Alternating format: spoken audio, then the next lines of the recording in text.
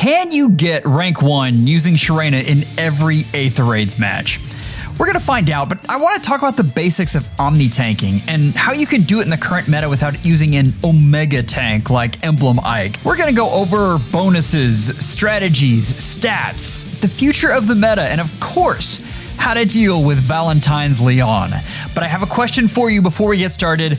Who is your favorite Omnitank? Who's your go-to? Let me know in the comments. We've talked about it before, but Omnitanking is the quintessential Fire Emblem experience. You spend all this time and energy leveling up your units and training them and giving them the perfect weapons, and of course you have just a touch of RNG when you hit end turn and pray that all of your calculations came out right and that everything is going to happen just the way you planned. It's been under fire a lot lately as nukes just get stronger and stronger. But the question is, how do you get this back into your wheelhouse? How do you get Omnitanks back to where they belong at the first team that you pick whenever an Aether Raids match comes up? First, let's start with a shooting gallery and look at just the general strength and weaknesses of Sharena. Because if you can do this with Sharena, you should be able to do this with anybody. This is easy. What meta threats can you take on? Sharena goes up against Sanaki first, and we've talked about this a bit, but the big thing with Sanaki is you have to be solo. You have to have no units within 2 spaces of you. And if you can do that, like you just saw, not too bad. The next thing we look at is AoEs, which is a huge part of the meta right now. But the thing is, with even Pulse Tie, you can get rid of a lot of those. There's also Gateau and Lumera. There's a lot of help for AoEs right now. But the big one, can you take on Leon? Can Sharena do this? Is it possible? Absolutely not. I mean, this unit is absolutely insane and does so much burn damage. With all the HP in the world, it is really difficult to tank this. Now, that is not true all the time. There are certainly cases where you can get Sharena to be able to tank Leon. I don't want to tell you that that's not the case. But it's going to be difficult, and a well-built Leon is going to be able to take out most Omnitanks. What we need to do is break down Omnitanking in its core. Like, what are the priorities? And first off, damage reduction, which basically boils down to stay alive. That is the number one thing that your Omnitank has to do. If you live through the encounter, then you can still fight. 2, killing ability. Ideally, you want to take out as many units as you can per turn. That means less shenanigans that you have to deal with. The third is sustainability, and this is basically saying, how easily can I repeat 1 and 2? So by breaking this down into very simple terms, you take things out like speed. What we really thought was so great about speed 1 year ago when we talked about this is the ability to kill things and have higher damage reduction. They've now given us more skills that don't take speed to have damage reduction, and they've given us different ways to kill things without having to double. Honestly, this is a good thing, and I applaud IS for that. I know there are other things that they do that are not good, but this one, let's give that to them. Let's talk about how you can stack up different effects and stats in order to get 1 and 2 done. All right, bonus stacking is a huge deal with Omnitanking because of units like Sanaki that don't let you be close to other units so that drives aren't as big of a deal. I do have some drives up here, but bonuses are the bigger thing that you want to look for. And the first up, you have to mention Garrick, and nulling panic and nulling debuffs, that's huge. Even if Sanaki leaves the meta, that's still huge. The thing that Garrett can do is he can give it to you at a distance. Along with an attack speed buff, that is really a big deal, and he has become one of the most valuable supports in the game right now. Plumeria, as a dancer, is fantastic, but when you start adding things like dodge on there, you can really make your speed count, and you're not so dependent on your B skill to do that. Remember, damage reduction is multiplicative when it's percent based, so you get diminishing returns the more of them you stack on, and we've got a lot of ways to stack on damage reduction right now. Plumeria also gives adaptive damage, which can be good, but most of the time for these tanks, it's not exactly critical. It's nice to have though. Emblem Marth. works really well with Thor right here. And what we're looking for is the ability to proc Aether over and over again. This Aether spamming is huge for what this unit needs to do, and harkens back to an older time when we used to do Aether spamming, well, a little differently. But here, bringing Aether down to 2 cooldown basically gives you Luna and healing in short order. If you get to be next to Thor, it means it's on every enemy phase hit. Aether is one of the most valuable units in the game for Aether raids, period.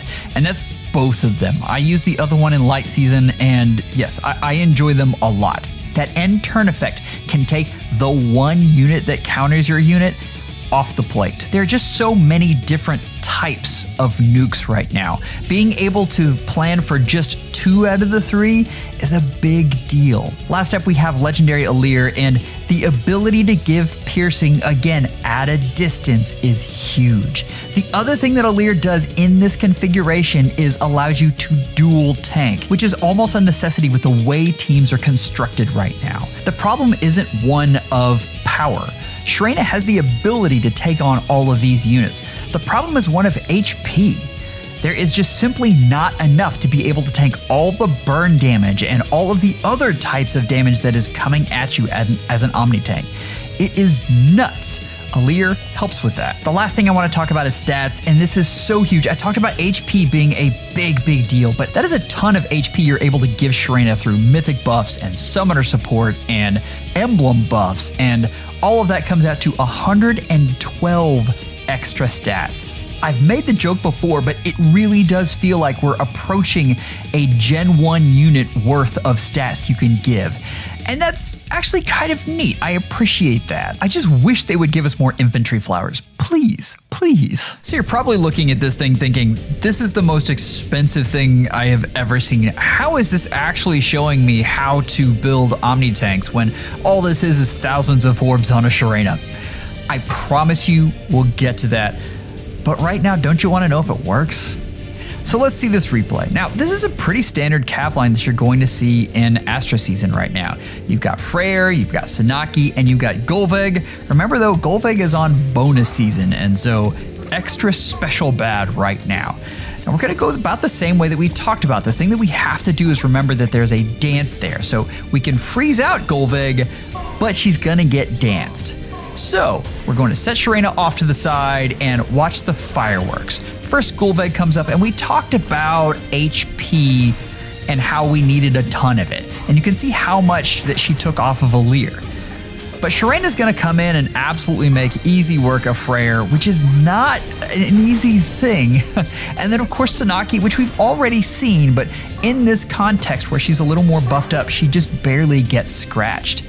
Now all of the big units are off the board, just like that. You generally want 3 off the board if you're gonna have an easy turn 2. If you've got a better team, you can handle less than that, but it gets difficult. From there though, we're basically letting Sharena slowly pick off things while we try to get pots around the corner. But the question of course is, was all the investment we made necessary? Let's look at what we have. So I've broken down this into exactly what this costs. Now, I haven't counted in merges because I don't think they're necessary. Merges in the game right now are for scoring, and that's really it. And we're not really talking about scoring right now. We're talking about the skills that are necessary to get this done. But the fact of the matter is, 1,342 orbs is insane. Like, no one in their right mind, besides me, would spend this on a team. That's crazy. That's over a month's worth of orbs on Sharena alone. And I mean 310 orbs on Garrick. That's nuts. So let's ask the question, what's the minimum we could get through? And I did a lot of work on this. Let me show you what I came up with. All right, you're probably looking at this and going, Joel, you changed one thing. You changed times pulse. We'll get to that and how we make this unit cheaper. Like there is a way, and I'm gonna show you. The big thing though is the rest of the team. I've stripped out almost all of their skills. The only 2 that I've given is I've given Plumeria Guidance and I've given Garrick Even Pulse Tie. I think these are 2 really important ones that are both in the codes. That's key here. I've also put in Elamine, who I think is underrated and also I think most people have. So let's go through here and see how this unit does. We're going in, and of course this is the exact same team. Gulveg is in bonus season, we're still worried about Sanaki, and we've got a dance coming from good old Triandra. This time though, we're gonna go ahead and freeze Sanaki out, which believe it or not is very possible. Most people do not worry about res stacking their Sanakis, and most of them are at merge 1 or 2 maybe. But you can see, Sharena did really well with that. That was easy. In fact, I probably should have done that with the last clear, but that's another thing altogether. The more times you do these things, the better they get. Now, you're gonna see her go up against Freyr and of course do really well. And then we're gonna back everyone off so she can easily tank Sanaki. The rest of this, you guys know how it goes, but we need to look at how much this actually costs. Okay, here's what I came up with, and this is the 1,342 orb version versus the 522 orb version. But that's still a lot. But when you start to think about this, I mean, Seither's free to play. Plumeria, you probably already have her, and if you don't have guidance 4 on her, you need to get it on there regardless of your team. I'm not kidding. Most people have Elamine. Most people also have Alir. Most people have Garrick because you have been pity broken by him in some way, shape, form, or fashion, but even then 70 orbs is not that big. That really brings us down to Sharena. We've fed her an Alir, and we've fed her an attuned Sita. This is what we're talking about when we talk about the benefits of attuned and rearmed units. If you look at this, you can easily feed an Alir to Sita and get everything from that kit in one fell swoop. This is not about Sharena at this point. This is about you having a unit that you can then make your own Omnitank. As they come out, if they're your favorite, you've got a spare Sita in the background, you have 116 orbs worth of unit that you then give them. They're instantly updated and you've already got all of the other units in line. It means that suddenly this team is a 116 orb team as opposed to a 1,342 orb team. You kind of like that math, don't you? Now, for the more frugal of you, before you freak out, understand what I'm saying is there are easier ways to get fodder on units, and you have a lot of the things you need in your barracks. Make sure you're focusing on these attuned and rearmed units. I'm not saying go off and summon for every one, but selectively getting the right ones can really help you in things like building your favorite Omnitanks. There's something else I want to talk about, and that's how clears really go. So I have a very canned scenario that I've been showing you, and the reason is because I can take that and show you a bunch of different things in that one clear.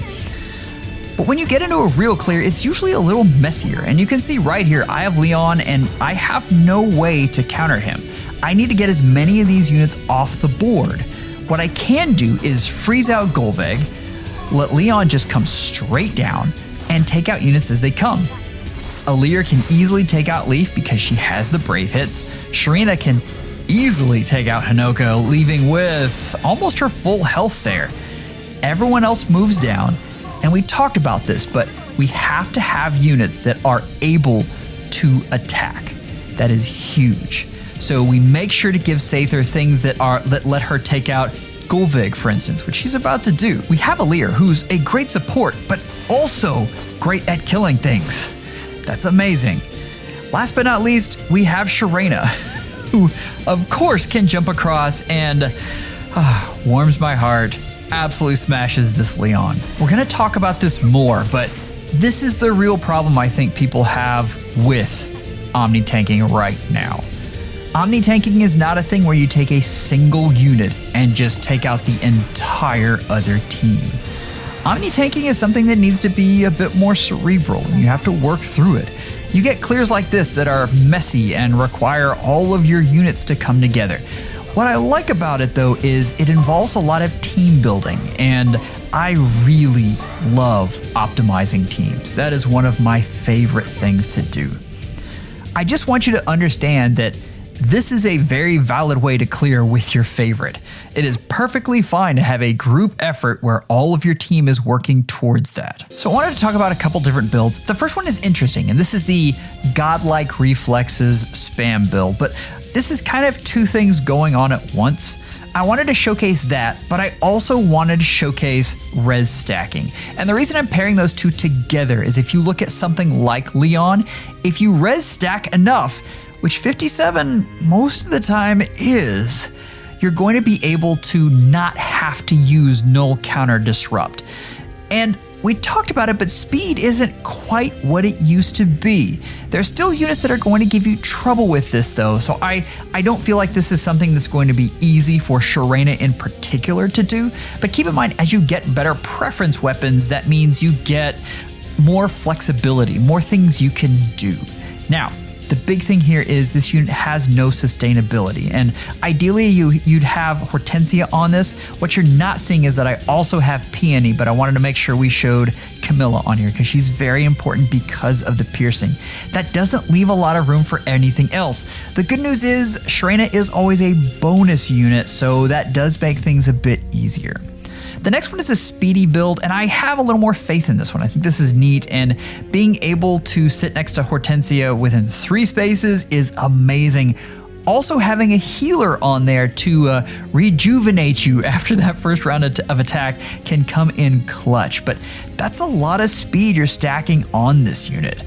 This is a very viable build and something that you can go into combat with a fair bit of confidence. It's not going to win everything, but there really isn't an Omnitank that can win everything, except for maybe Ike, but he's a different subject. We're going to hit him in just a second. The last is my preference for this unit, and it's what I ended up doing, and I really liked being able to proc Aether over and over again. That was something that was incredibly valuable to this unit, gave her both damage and healing, so it filled multiple roles.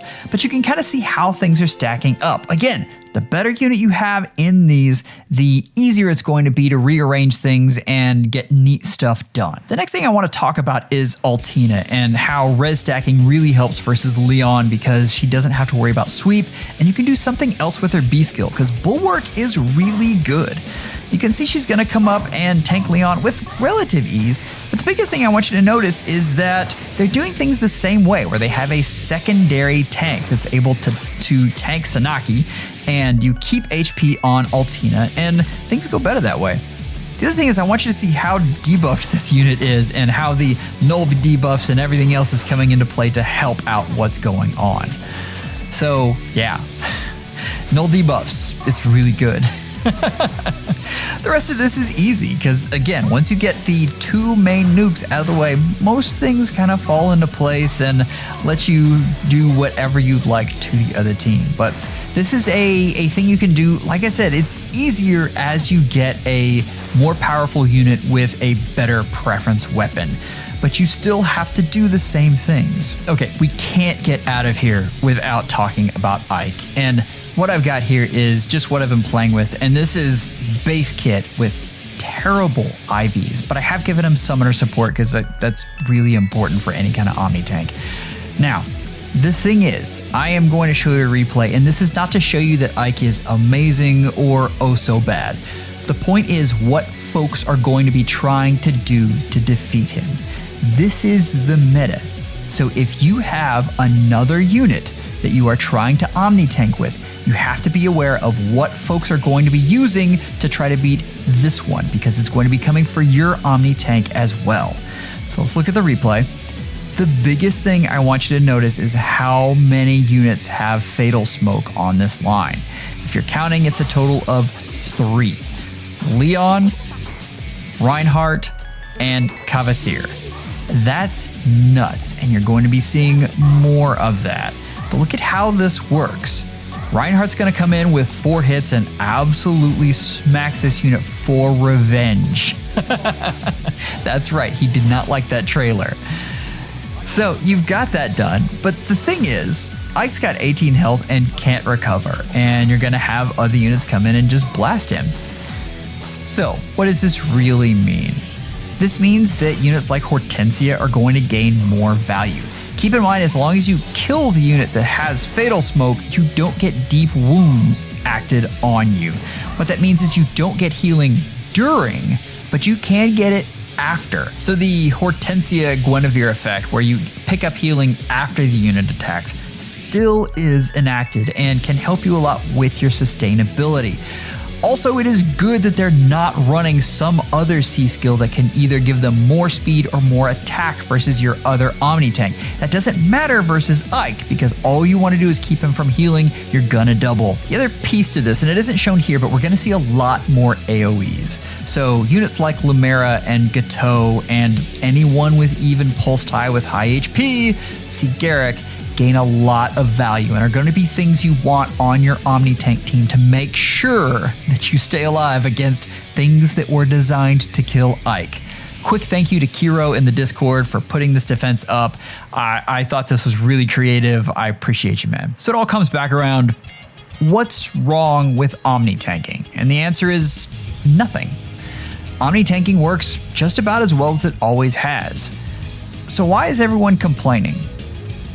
Because the complexity creep in this game has gotten to an absurd level that when Ike comes out, it takes me an hour sitting down to figure out what in the world is going on with the weapon. You can even see this live with Oblivion and DTM's reaction as they try to pick apart what exactly is going on with each skill. That is not a knock on them. We all do the exact same thing when we're trying to figure out what's going on with these banners. That's really frustrating to folks to not know exactly what's going to happen. It's a little too much RNG if you ask me.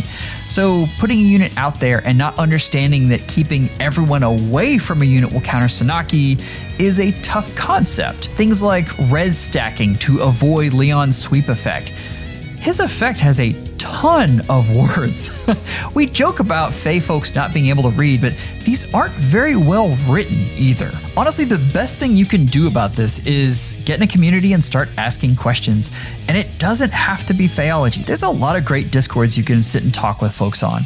The official Fire Emblem one is good. Infantry Pulse has a great one. Zeshado has a great one. And I'm going to leave some links down below if you want to learn more. But first, you guys want to see a blooper, right? You want to see where things go absolutely wrong. All right, guys, no kidding. I was so proud of this clear. Like, there are so many problems with the way this is set up, and I wasn't sure how I was going to do it. So, the thing is, Sharena has a ton of HP, so magic traps don't mean anything to her. So we do the good old smite, and I come in and absolutely smack Leon. Fantastic, right? I mean, you're seeing it right now. It's a thing of beauty. But the question is, what happens after? And I'm gonna pause right there. So, the thing that I forget, and this again goes down to complexity creep and remembering all of the crazy things. The first is just stupidity, and I didn't have Aether procced, which this whole thing kind of hinges on that, right? Like, I need to have Aether procced on that first hit because the first one is always the strongest, gonna take out the most HP, that helps me heal and pierce. Perfection, right? The other thing is Aether, who I completely forgot had tempo, and so yeah, bad things are going to happen as I proudly hit end turn and celebrate what will surely be an amazing victory. Only Luna's coming in right here, and Summoners, this happens a lot. Like, I don't worry too much about this. There are so many things that can go wrong with any kind of clear right now. The best thing is to take a deep breath, probably take a couple minutes, come back to it, and get yourself that win. But I know you guys are all wondering throughout this whole thing, did I make rank 1?